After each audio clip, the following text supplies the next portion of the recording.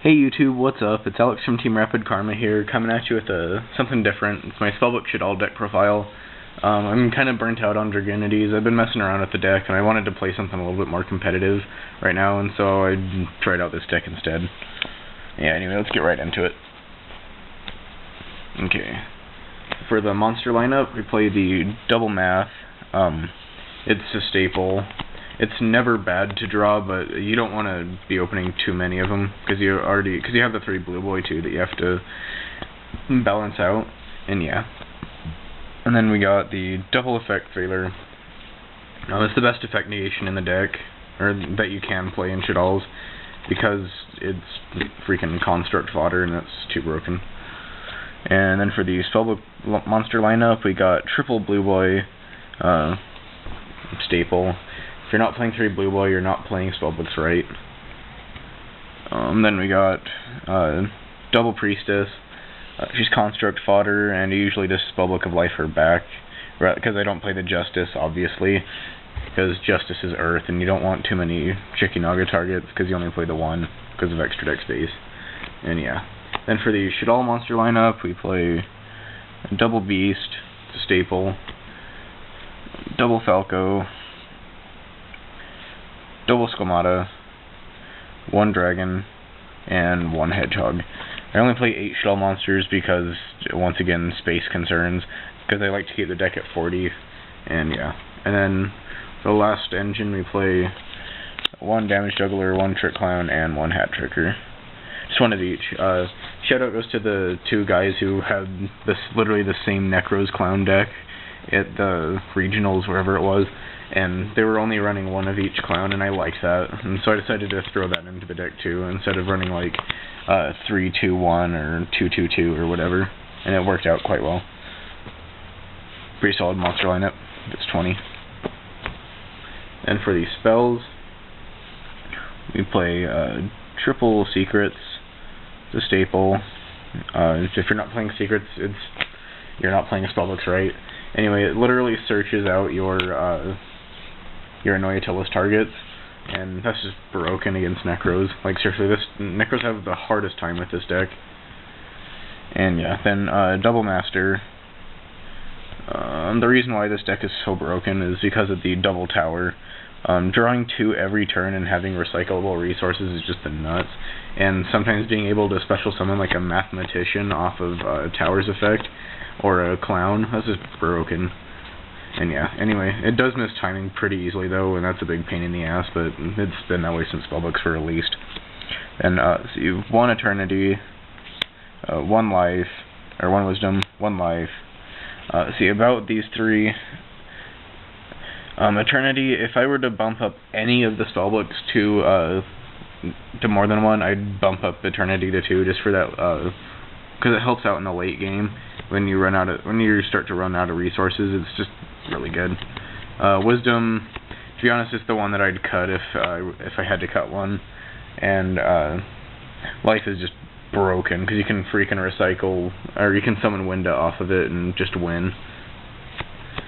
No pun intended. Anyway, then the 1 power. It's just amazing. You're out to towers with Priestess, or if you master this and Winda can attack over towers, it's pretty broken. Let's see. 1 Fate. It's the absolute nuts. It's Spellbook of Fate. I don't need to explain it further. You never really resolve it too much in the deck. You just use it as soon as you've set up your boards.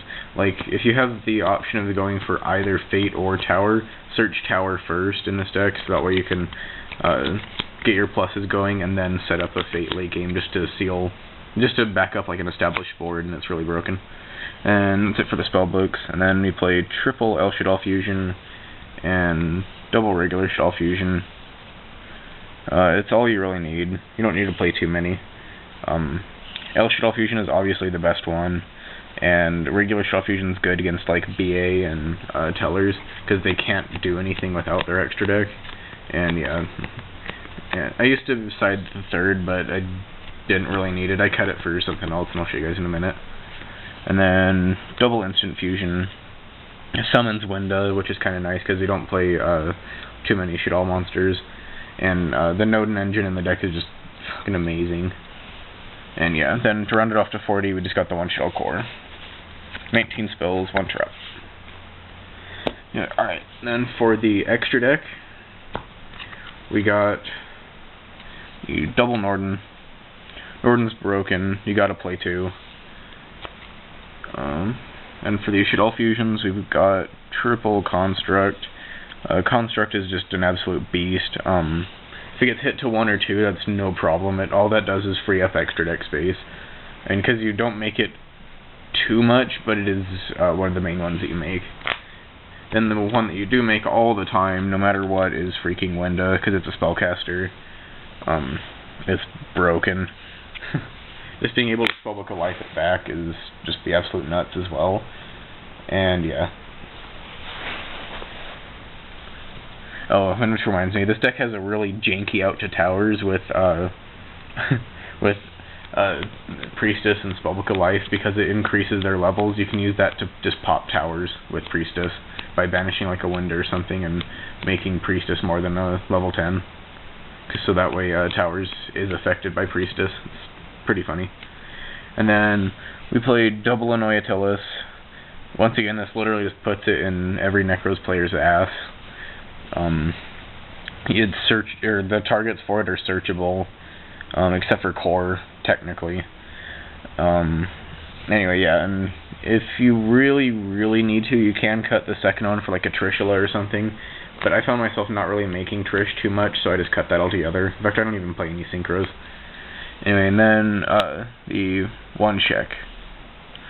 Yeah. You don't need to play any Synchros in this deck because Falco, it's usually just used for reviving your spellcasters and just keeping your engines going. Yeah, there's really no need for it, and being fusion bait. And yeah. Anyway, so that's it for the fusion monster lineup. No Synchros again. If you want to, you can play Trish or Leo, but I don't really care for either one of them. I didn't make them that much. And yeah, anyway, then for the Ixies, we got just a bunch of rank 4s. We got the one Trapeze Magician. It's broken. I wish Norden was a spellcaster, so that way you could make it with him, but oh well. It just enables OTKs and stuff, and it's broken. The one Dweller, Dweller's Dweller, it's it goes up to 22 with Norden, and that's just broken. And then one Exciton, nuking the board and coming back from your opponent's establishing a board and making a push is just broken, especially with only one card. Like instant fusion into board wipe is just broken. And yeah, and we got one Castell. Castell's broken. It's the one that you make the most by far. And then my personal tech, the one Emerald. I've never found myself needing anything like a giant hand, because giant hands are freaking expensive. But if you really need to, you can again cut this for like a Trishula if you're running a little bit more dedicated of a Shaddoll lineup. But Emerald, it really helps when you need to recycle your constructs, because once you like burn through your Spellbook engine, you're pretty much relying on the constructs to win, and if they go through all 3 of them, you freaking lose. And yeah, that's a rough time. And it also helps by recycling like your priestesses, and yeah, it just helps. Yes, that's the extra deck. Okay, and for the side deck, let's see, for the monsters, we got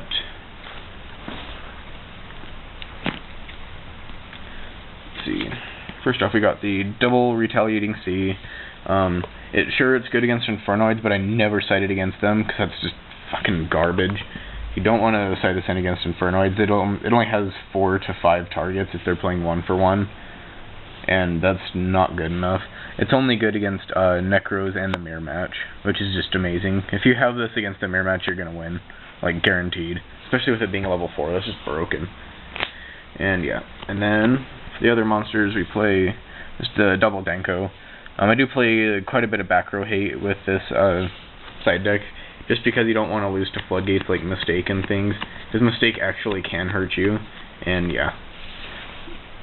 And depending on your matchup determines which back row cards you side in against them. And yeah, and then for these spells, we got double MST, MST is broken. Yeah, it's good against Klee, but I only play 2. I've never found the need for a 3rd. I mean, because you play so much back row hate, 6 cards total, you'll see. And yeah, and then double Mistaken Arrest. I really don't like Mistake, because you cannot side that in this deck, because obviously you have like freaking 20 searchers, and that just doesn't work. So Mistaken Arrest is a lot better, because literally against Necros, if you didn't make Annoy Attilas, Mistaken Arrest gives you that 1 extra turn to make Annoy Attilas and then win. And yeah, every time I've made Annoy Attilas, because a lot of Necros players, game 1, don't main or side, don't main Raigeki or Dark Hole. They usually side them, and so yeah, it just helps out a lot. Usually Annoy Attilas is a automatic game win. And yeah, and then see, for the rest of the side deck, for the traps, we got double Decree. Freaking love Hobby Leagues. They stack like a motherfucker, unintentionally, because cards are freaking shaped like that.